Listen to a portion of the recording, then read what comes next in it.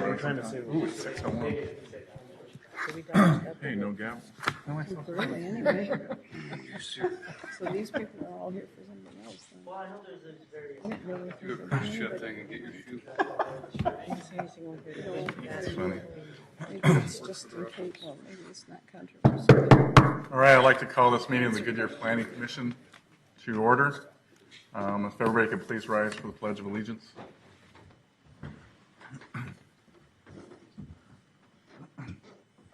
I pledge allegiance to the flag of the United States of America and to the republic for which it stands, one nation, under God, indivisible, with liberty and justice for all. All right, thank you all. Item number 3, roll call, please. Lucas Schlosser. Here. Randy Barnes. Here. Patrick Bray. Present. Vicki Hamilton. Present. Kathleen Short. Here. All right, thank you. Would like a motion to excuse Commissioner Peters and Commissioner Miller. So moved. A motion from Commissioner Bray, second. Second. Commissioner Short, seconded. All those in favor say aye. Aye. Aye. Opposed? Motion carries. Thank you. Excuse me. Item number 4, minutes of the July 16th meeting. Do I have a motion? I move we approve the minutes from the previous meeting. I have a motion from Commissioner Barnes, second. Second. Second from Commissioner Bray. All those in favor say aye. Aye. Aye. Opposed? Motion carries. Item number 5, public comments. Is there anybody from the public that wishes to speak this evening on a non-agenda item? Seeing none. Moving right along. Item number 6, disclosure of ex parte communications. Anyone? All right, seeing none. Item number 7 is old business. No old business. Item number 8, new business. Case number 12-200-00001. This public hearing was on Estrella Commons PAD amendment. It needs to be canceled and postponed until the September 17th meeting. Do we need a motion for that? Karen, would you like to speak? Yes, thank you, Mr. Chairman. If we could ask, please, that it be continued to a time uncertain. Okay. We've got some additional issues to work out, and we're not sure we'll be ready by September 17th. And the applicant has agreed to an indefinite postponement. Okay, thank you. Thank you. Do I have a motion to continue this item until time uncertain? So moved. Motion from Commissioner Short, second. Second. Second from Commissioner Bray. All those in favor say aye. Aye. Aye. Motion carries. 8.2, 14-210-00002. It's a PAD amendment for Sun DS Farms to conduct a public hearing to consider an amendment to the Sun DS Farms final PAD to replace 28 acres of neighborhood commercial and office land uses with 22 acres of low-density residential land use and 6 acres of commerce center land use. Mr. Kretcha, I'd like to open the public hearing. Thank you, Mr. Chairman, Commission members. This is an amendment to the Sun Diaz Farms PAD, and that is 160 acres located here along Estrella Parkway, Lower Buckeye, and Elwood. Final PAD was approved in 2008, and within that 160 acres, we were looking at 85 acres of residential land use with a maximum of 406 dwelling units, 10 acres of office, 41 acres of business park, and 18 acres of neighborhood commercial here. With this amendment, the applicant is proposing to replace the neighborhood commercial and the office land uses.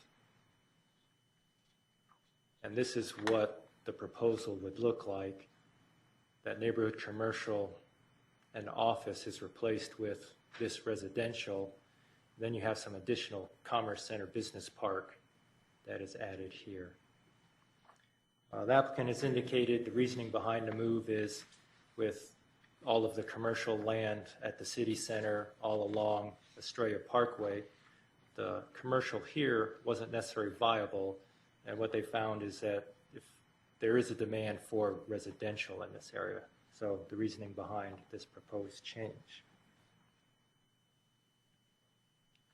And this is just what the property could develop if the amendment is approved, and you can see it's residential all along through this area. As outlined in the staff report, we do find this proposal is consistent with the general plan, that it will be compatible with the surrounding area. Notice for our citizen review process in this hearing, it did generate several inquiries from the public, folks living within the surrounding area. However, no one voiced opposition to the request. Most seemed actually pleased that the residential was replacing the commercial right here. A lot of them lived north of Lower Buckeye Road, and they found this favorable to have single family here. With that, Mr. Chairman, we are recommending approval subject to the steps in the staff report. Okay, you answered my question that the folks, it was in the staff report that within 500 feet, everybody was noticed. Yes, sir. And there was nobody in opposition. No, sir. Okay. And I agree, the residential use is better than the commercial use. We have a ton of vacant commercial land, so. Neighbors agreed. Any questions of staff from the commission? Steve, in the, I guess it's the developer's report, he refers to, on page 12, the Estrella Vista neighborhood had concerns about cut-through, and it refers to an Exhibit 7, which I didn't have in my package.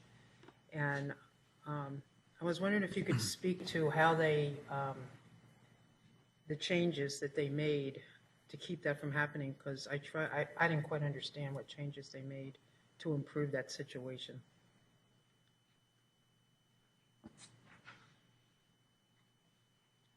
Laney, if I could have the Elmo, please.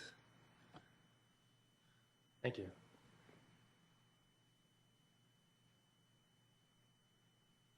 When initially the PAD was coming through, there were different variations, and you can see the offset now currently with those two roads. There was a time when maybe they would have been together, and then you would have had potential for traffic, the neighbors thought, of coming through Sundias Farms up to their neighborhood to get to the school. This way, with the offset, it kind of provides some separation between the two. Maybe it's not as convenient for those folks to use those roads. So this was the solution proposed by the applicant, and the neighbors at the time, back in 2008, when this was reviewed, they were agreeable to this. So that was what they were referencing with that. All right, thank you. Does that answer your question? Anybody else from the commission? Okay. All right, thank you, Steve. Does the applicant wish to speak? No? Okay. Anybody from the public wish to speak on this item? All right, thank you. With that, I'll close the public hearing. Any further discussion from the commission? Seeing none, do I have a motion? Mr. Chairman, I move to approve item number 14-210-00002. I have a motion to approve from Commissioner Barnes. Do I have a second? Second. Second from Commissioner Hamilton. All those in favor say aye. Aye. Aye. Opposed? Motion carries unanimously. All right, thank you, guys. Thank you, Steve.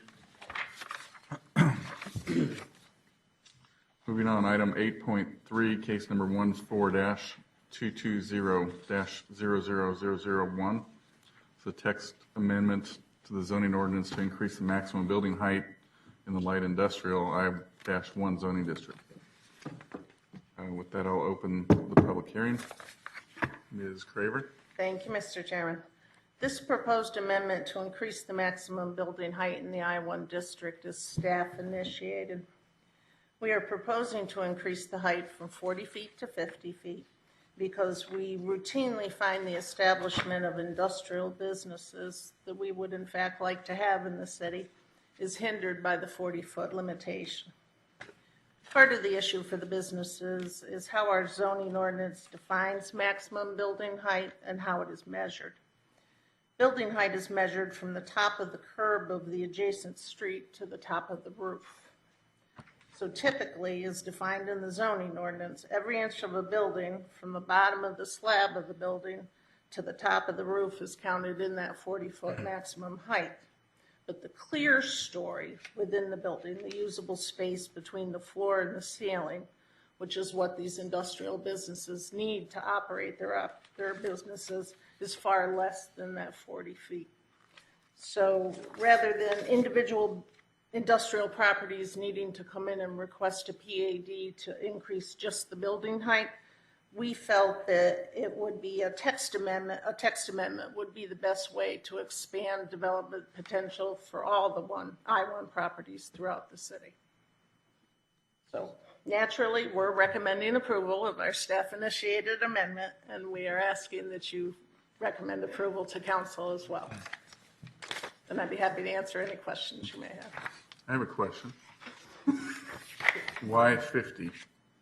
That is what the I-2 zoning district maximum building height is as well, and that's our more heavy industrial, our general industrial district. So we felt we would just move the light industrial up to the same as the general industrial. The reason I asked that question on page 3 of the staff report, the other municipalities, at least in our neck of the woods, that seem to have industrial figured out, is the city of Phoenix, and they're at 56 feet. And then Tolleson at 75 feet. So I was just curious why we stuck with 50. One of the issues that's also involved in Goodyear in particular is a lot of our industrial properties are around the airport. So there are restrictions there as well as to how high some buildings can go. And then in addition to just increasing the height, we're requiring that any buildings above 40 feet get a notice of no hazard, an FAA determination of no hazard, excuse me. So we can't quite go as high as Tolleson. Okay. All right, thank you.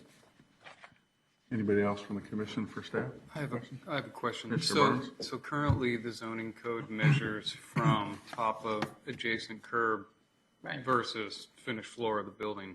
Are we going to continue to measure from adjacent curb, or are we going to amend that? We are not proposing to change that because that's how the building height is measured in all zoning categories, so we're not proposing to change that. And, for roof equipment screening, the screen is included in the 50-foot limit? No, it is not. They can scatter along 50% of the linear distance of the building. They can go up to 10 feet high with parapet walls to screen that equipment up there. If they want to go all the way around the linear footage of the building, they could go up to 5 feet.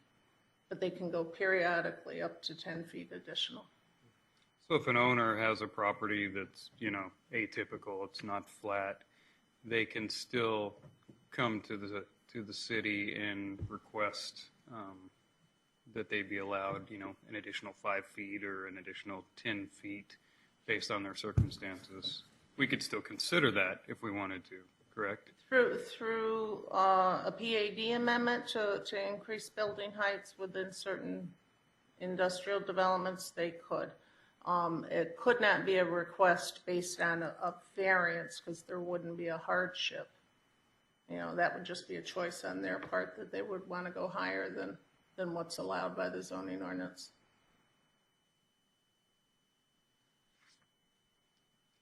Just Mike, we don't have, most of our land's fairly flat, but, I read in the report where some places will depress That's the correct. finished floor so that they can get a little more height out of it. And That's correct. Amazon did that and Macy's did that.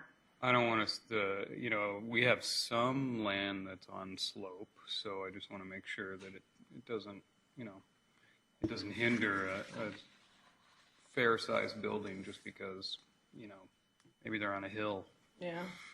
I'm on a hill, but the curb is down low, and now I can't build, so. Yeah. Residential properties, certainly. in Estrella Mountain Ranch, there's a lot of hillside properties that, you know, you're dealing with that change in elevation just in the ground, but our industrial properties for the most part are flat. Okay. Okay, thank you. Anybody else? No? All right, thank you, Karen. Anybody from the public who wishes to speak on this item?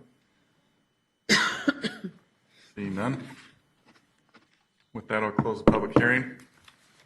Any further discussion from the commission? None? Do I have a motion? I move that we approve case number 14-220-0001. Okay, a motion to approve from Commissioner Bray. Do I have a second? Second. Second from Commissioner Hamilton. All those in favor say aye. Aye. Aye. Opposed? Motion carries. Thank you Karen. very much. Last but not least, staff communications. Joe, how are you over there?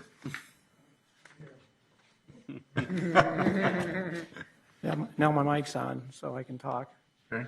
I just had two items I wanted to mention. With the recent adoption of the general plan and the transportation plan and the Parks and Rec plan, we'll be working on getting you the information so that you can have access to those plans. And if any of you want hard copies, if you just let us know, then we'll produce them for you. Otherwise, we'll direct you to the links on the websites where you can access them. Okay. And then secondly, I wanted to introduce Christopher Flowden. He's an architectural planner who joined our staff. How long has it been now? 3 months? 3 months. He hasn't had an opportunity to come to a commission meeting yet, but he'll likelihood have an item scheduled next month. So when he shows up, you'll recognize him, and I think he's a stranger. So I just wanted to introduce you to him tonight. All right, well, welcome. All right, thank you. That's all I have. Okay. With that, item number 10, meeting adjourned. Thank you, everyone.